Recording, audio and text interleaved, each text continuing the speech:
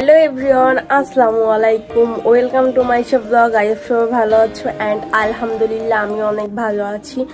So তোমাদের সাথে আজকে আমি একটা রেসিপি শেয়ার করব, এর জন্য ভিডিও শুরু করা। সো আমার আইডিতে দেখছো আম পায়েসের একটা ছবি পিকচার দেওয়া আছে। আমি কিছুদিন আগে রাত্রেবেলা বানাইছিলাম, বাট তখন ভিডিও করা হয়নি।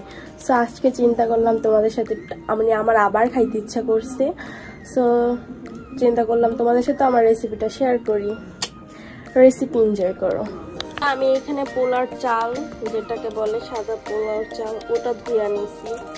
সো মেইন ইনগ্রিডিয়েন্টস হচ্ছে পোলার চাল। আমি এখানে পানি নিয়ে নিয়েছি। আগে হচ্ছে এই পোলার চালটা সেদ্ধ করব। এখানে আমি দিয়ে দিচ্ছি এগুলো।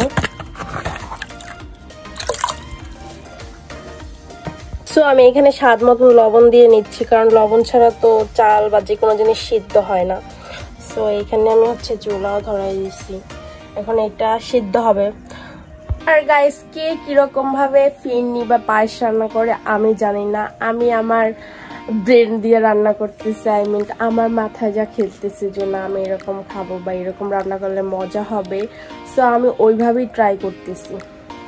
আমি এখানে আম নিয়ে নিয়েছি, এটা এখন আমি কচলায় নিব। যেহেতু আম পায়েস, আম ছাড়া তো রেসিপি অসম্পূর্ণ। সো এখানে আমি এখন আমটাকে ভালো করে ম্যাশ করে নিব।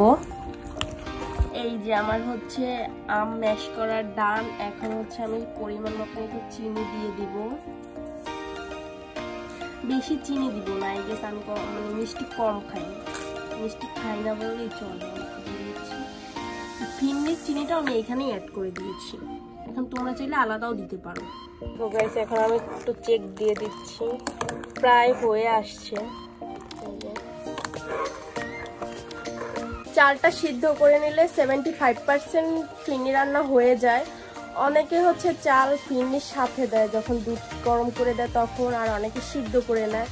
সিদ্ধ করে নিলে তাড়াতাড়ি সিদ্ধ হয়ে যায়, বাট হচ্ছে যখন ফিরনির সাথে অ্যাডজাস্ট করে চালটা সিদ্ধ করা হয় তখন চাল বেশিরভাগ টাইম অনেক লেট লাগে সিদ্ধ হইতে। যেহেতু আমি সিদ্ধ করে নিতেছি, এখন তোমাদের ডিসিশন, তোমরা কিভাবে নেবা। বাট গাইস, আমি যেহেতু ট্রাই করছি, আম পায়েস আসলেই মজা। যে কখনো ট্রাই করো নাই, আমার এই ভিডিও দেখে মাস্ট বি ট্রাই করবা। এই যে দেখো, আমার চাল প্রায় সিদ্ধ। আমি এখন দেখাইতে পারতেছি না, কারণ আমার এক হাতে ক্যামেরা আর এক হাতে হচ্ছে কি। এই যে দেখছো, আমার চাল প্রায় 75% সিদ্ধ হয়ে গেছে। এখন আমার ফিরনি রানতে বেশি টাইম লাগবে না। এই যে এখানে আমি হচ্ছে দুধ জাল করতে বসাই দিছি।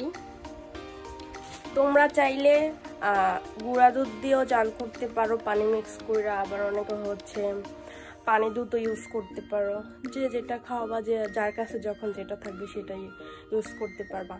আমার কাছে এই পানি দুধ ছিল, বাট আমি ইউজ করি না। আমি হচ্ছে গুঁড়া দুধ পানি দিয়ে দেন জাল করতে বসাই দিছি। আমি লবণ, চিনি কোনো কিছুই ওই জাল দুধের মধ্যে দিই নেই, বিকজ চাল যখন সিদ্ধ করতে বসাইছি তখন আমি পরিমাণ মতো লবণ দিয়ে দিছি। আর আম যখন ম্যাশ করছি তখন পরিমাণ মতন চিনি ওটার ভিতর দিয়ে দিছি। এখন পরবর্তীতে যদি লাগে তখন আমি অ্যাড করব। সো এইখানে আমি হচ্ছে লাড়া দিয়ে দিতেছি, যাতে নিচে লাইগা না যায়। অনেক জোস একটা কালার আসছে। তো এখানে দুধ উতরে যাচ্ছে। সো এখন এইটার ভিতরে আমি হচ্ছে আম দিয়ে দিব। চালের পাওয়ারটা আমি একটু কমায় রাখছি, নয়তো পুড়া যাবে। সো এই যে আমাদের ম্যাশ করে রাখা আম, ভিতরে মিক্স করবো অল্প অল্প দিয়ে। আম দেওয়ার পরে দেখছো কালারটা কত চেঞ্জ হয়ে গেছে, একদম চেঞ্জিং।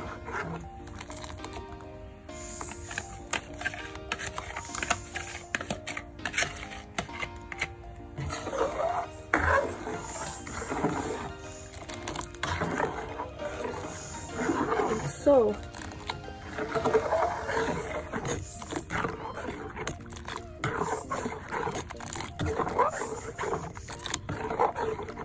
আমি সেটার ভিতরে একটু দিয়ে এরকম না দিয়ে দেন। এটা এখন কিছুক্ষণ জাল পাক। আমি একটু পাওয়ারটা বেশি বাড়াই দিছি, বেশি বলতে লো টু মিডিয়াম আছে রাখছি। সো কত সুন্দর কালারটা আসছে।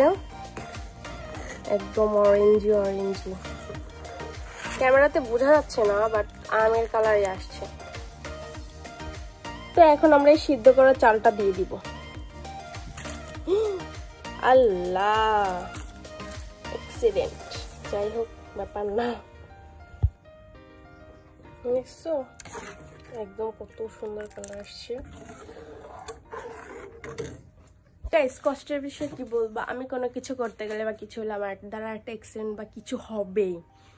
সো কি আর করবো। তো এখন আমার প্রায় রান্না শেষ পর্যায়ে, তোমরা দেখতে থাকো।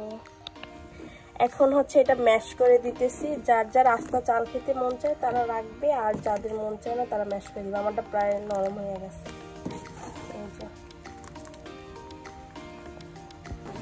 দেখো কত সুন্দর কালার আসছে।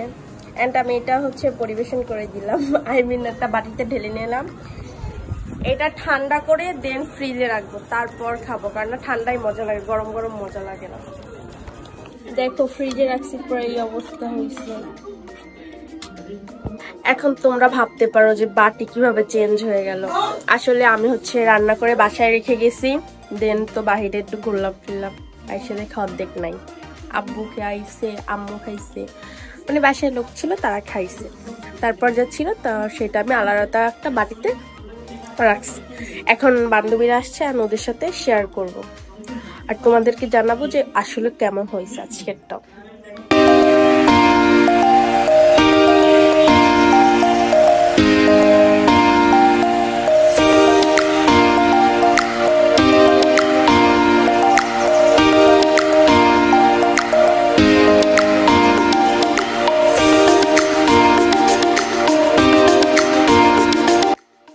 সো গাইস, খাবারটা মজা ছিল। সো যে যে ট্রাই করবা মাস্ট বি ট্রাই করতে পারো, এন্ড আমাকে কমেন্টে জানাবা খাবারটা কেমন হয়েছে, তোমরা ট্রাই করো।